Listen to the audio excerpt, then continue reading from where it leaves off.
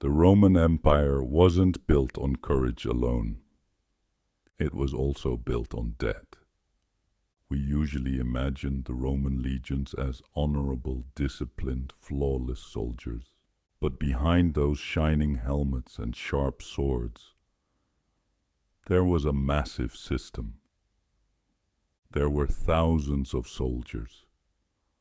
All of them needed food, pay, shelter, and weapons. Horses needed feed.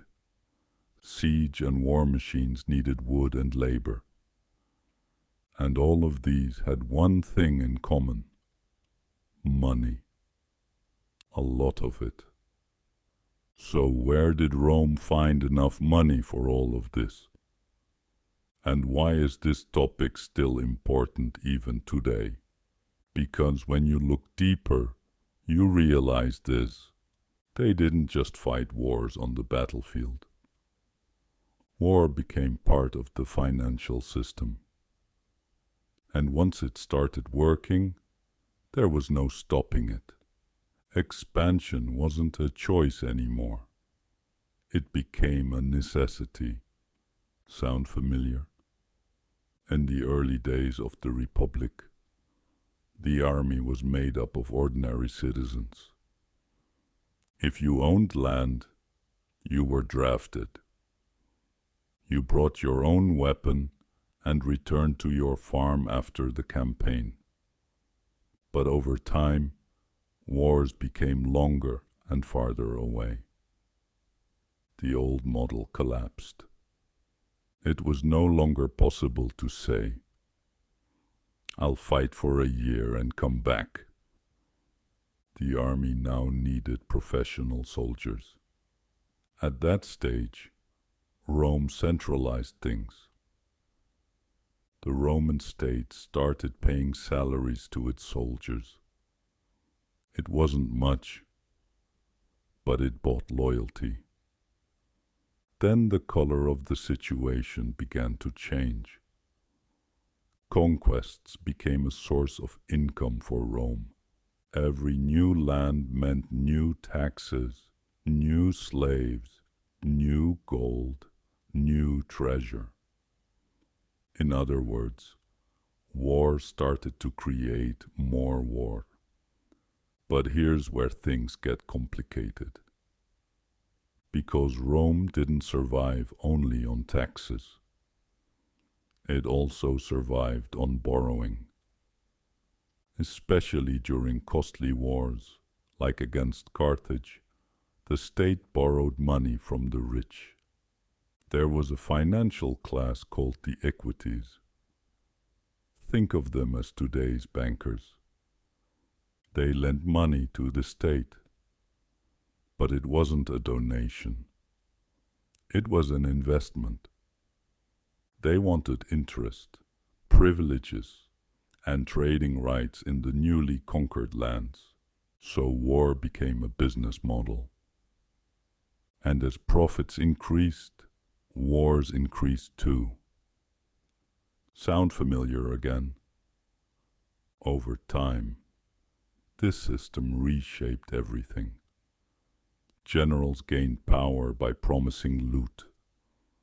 Senators began earning money from violence.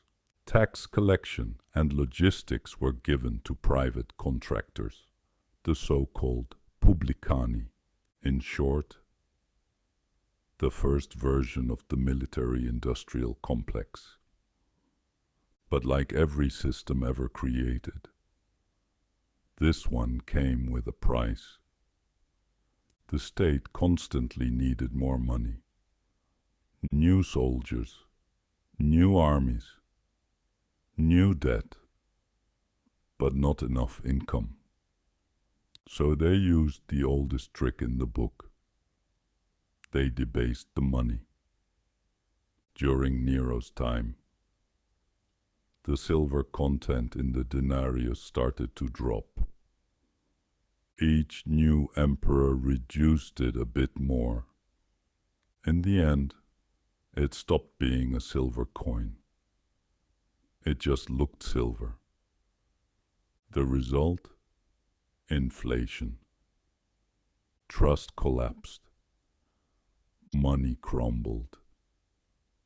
Meanwhile, the rich kept getting richer. They invested their wealth in land, slaves, and foreign goods. And the poor, they paid taxes with money that kept losing value. The rich gained privileges while the poor paid taxes. Public services collapsed. Corruption spread, and the burden of endless war fell on the lower classes.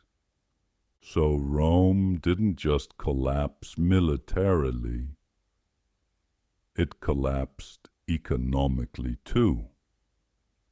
Now think about today. What do we see? Governments buried under enormous debts. Wars still being financed by borrowing. Central banks printing money to cover deficits.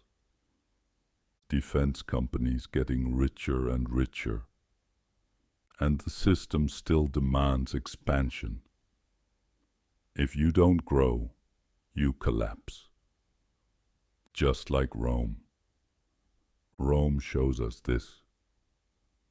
An economy built on forced expansion can't grow forever. One day, there are no more lands to conquer, no more resources to extract. But the debt always remains. The expectations remain. When the income stops, it all collapses. Then the state starts squeezing its own people. More taxes, more money printing, more control, bread and circuses for the people, villas and immunity for the rich. Sound familiar? Today, we don't call it tribute anymore. We call it taxation, economic policy, or monetary expansion. But the logic is exactly the same. The central bank prints money. The state spends more than it earns. The rich invest. The poor try to fill their grocery bags. And the bill for war still ends up in the hands of the ordinary people. Just like in Rome, the system continues. Debt becomes a principle. Money keeps being printed. Not to solve the problem, but just to slow down the collapse. And everyone keeps acting like everything is normal. Until one day, it isn't. That's why history matters. Because it's not just something that happened, it's a warning sign. The Roman state gave too much power to private capital, became addicted to expansion, hollowed out its own currency, and finally collapsed onto its own people. Not because it was evil, but because the system had no stop button. Today, we live in a completely different kind of empire. Digital, global, invisible. But the same games are still being played. Money and power still move side by side. War is still profitable. Inflation still crushes the poor. And the system still pretends everything's fine.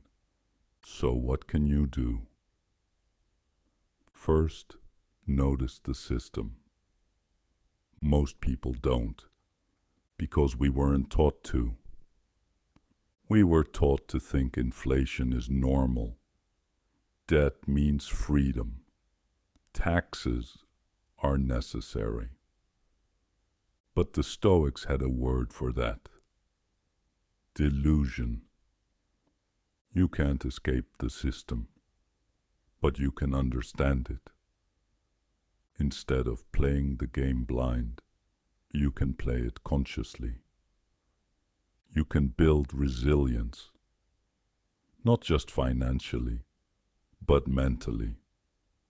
Financial literacy isn't just about making money. It's about understanding power, decoding the system, opening your eyes. So next time you hear news about a new war, a new crisis, or a new stimulus package, don't just watch. Follow the money. See who lends and who profits, because history tells us this: empires don't fall because enemies break through the gates. They fall when the math stops working and no one dares to face it.